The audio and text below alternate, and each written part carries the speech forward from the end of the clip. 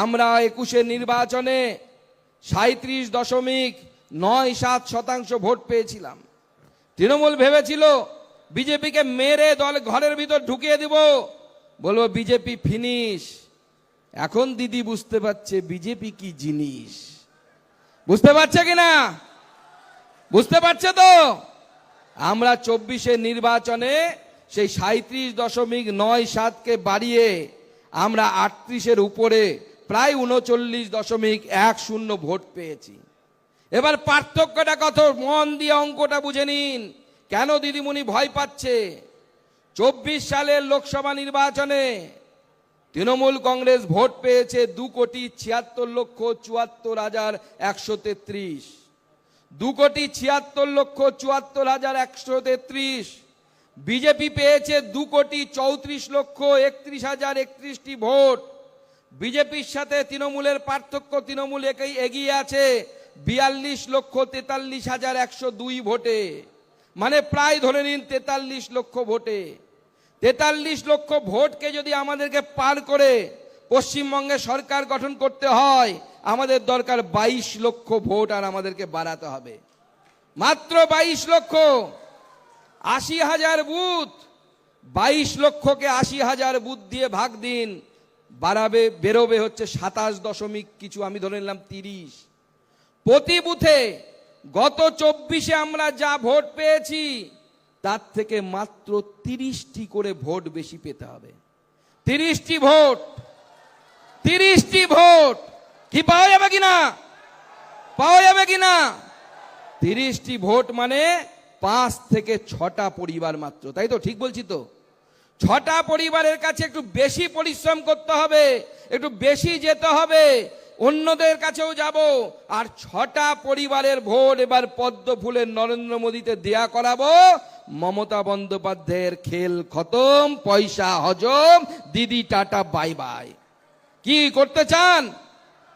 তাহলে সবাই মিলে আজকে মাননীয় অমিত শাহজি যখন আসবেন, আমরা এই 5টা 6টা পরিবারের আগামী দিনে বেশি করে তাদের কাছে যাওয়ার, তাদেরকে ভোট আমাদের ভারতীয় জনতা পার্টির পক্ষে নিয়ে আসার জন্য আমরা বলবো।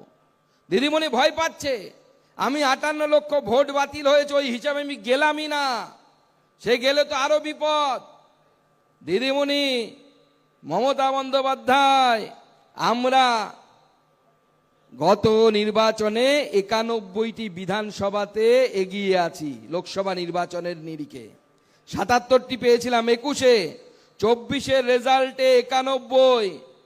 আর যদি যে ভোটে তৃণমূল কংগ্রেস জিতেছে আর যে ভোট বাতিল হয়েছে 58 লক্ষ এক একটা সিট থেকে, সেই অনুসারে যদি আমরা অঙ্ক করি, দেখা যাচ্ছে 109টা সিটে তৃণমূল যে ভোটে জিতেছিল তার থেকে বেশি ভোট বাদ চলে গেছে। 109 যোগ 91 বা 77, যেটা করুন, 148 দরকার আপনার সরকার তৈরি করার জন্য। এখন তৃণমূলকে লোকজন বলছে আপ তেরা ক্যা হোগা রে কালিয়া। তৃণমূল এখন ভাবছে কি হবে, তাই এসআইআর কে বন্ধ করার জন্য উঠে পড়ে লেগেছে।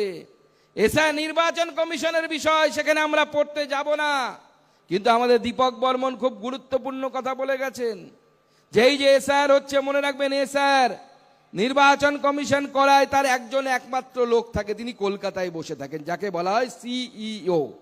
আর সব লোক হচ্ছে রাজ্য সরকারের, বিডিও রাজ্য সরকারের, তাকে এখন নাম হয়েছে AERO, বিডিও অফিসে বসে থাকে। এসডিও, তার নাম হয়েছে ERO। আর তারা নানা রকমের ছল চাতুরি করছে, মানুষকে ভুল বোঝানোর চেষ্টা করছে। পশ্চিমবঙ্গের মানুষ অত বোকা নয় দিদিমণি, উত্তরবঙ্গের মানুষ তো আরো নয়, কারণ উত্তরবঙ্গের মানুষ প্রথম থেকেই 2019 থেকে এই নরেন্দ্র মোদীর সাথে আছে, মমতা বন্দ্যোপাধ্যায়ের সাথে নেই, মমতা বন্দ্যোপাধ্যায়ের সাথে তারা যায়নি। 2 হাত তোলে উত্তরবঙ্গকে আশীর্বাদ করেছে, উত্তরবঙ্গের মানুষ আশীর্বাদ করেছে নরেন্দ্র মোদীকে। তাই উত্তরবঙ্গের মানুষ এবারও উত্তরবঙ্গে যে 54টি বিধানসভা আছে, সেই 54টি বিধানসভার বেশিরভাগ সিট নরেন্দ্র মোদীর হাতে তুলে দেবে, আর নরেন্দ্র মোদীর সরকার এবার নবান্নে তৈরি হবে। তাই আমাদেরকে কোমর বাঁধার জন্য আমরা এখানে উপস্থিত হয়েছি। আমরা ঠিক করেছি যে আমরা এখানে শক্তি কেন্দ্রের প্রমুখদেরকে ডাকবো। কি শক্তি কেন্দ্রের প্রমুখরা আছে তো এখানে? কারা কারা আছে একবার হাত তুলুন। অনেক শক্তি কেন্দ্রের প্রমুখ আছে, দেখি কার শক্তি বেশি। শক্তি কেন্দ্রের প্রমুখরা বলবেন, অন্যরা বলবেন না। বলুন ভারত মাতা কি। এবার মন্ডলের কারা কারা আছেন হাত তুলুন, মন্ডল। এবার আপনারা বলবেন, শক্তি কেন্দ্রের প্রমুখরা বলবেন না ভারত মাতা কি। কেউ তো কম যাচ্ছে না রে বাবা। এবার জেলার কারা আছে তারা হাত তুলুন। জেলার কারা আছে? জেলার একটু কম আছে, জেলাকে কমপ্লেন খাওয়াতে হবে, দুর্বল হয়ে গেছে। বলুন ভারত মাতা কি। জেলার সংখ্যা কম হলে কি হবে, গলার জোর কিন্তু কম নেই। তাই সবাই মিলে ভারতীয় জনতা পার্টির এই কার্যকর্তাদের জন্য, নিজেদের জন্য একবার জোরে বলুন জয় শ্রীরাম, জয় জয় শ্রীরাম। বন্ধুগণ, আজকে আমরা এই শক্তি, আমরা হচ্ছে পার্টির সৈনিক, যারা বুথে যাব, যারা বুথ সভাপতিদেরকে নিয়ে লড়াই করব। ভারতীয় জনতা পার্টির আসল শক্তি আমাদের এই বুথের কর্মীরা, শক্তি কেন্দ্রের কর্মীরা, মণ্ডলের কর্মীরা। আপনারা আছেন বলে আমরা মঞ্চে বসতে পারি। আপনারা হচ্ছে ভারতীয় জনতা পার্টির সব থেকে বড় কার্যকর্তা। আপনাদের থেকে বড় কার্যকর্তা ভারতীয় জনতা পার্টিতে কেউ নেই। এবং সেই জন্য আপনারাও কাজ করার সময় নিজের সাহস, আত্মবিশ্বাস নিয়ে কাজ করুন। ভোটারদের সাথে নিয়মিত যোগাযোগ রাখুন, মানুষকে বোঝান। নির্বাচন কমিশন তারা তদন্ত শুরু করেছে বেশ কিছু ইআরও মমতা বন্দ্যোপাধ্যায়ের হাতে তামাক খেয়ে তৃণমূল কংগ্রেসের কথা শুনে তারা গরমিল করার চেষ্টা করেছে, কিছু মানুষকে নোটিশ পাঠানোর চেষ্টা করেছে এবং তাদেরকে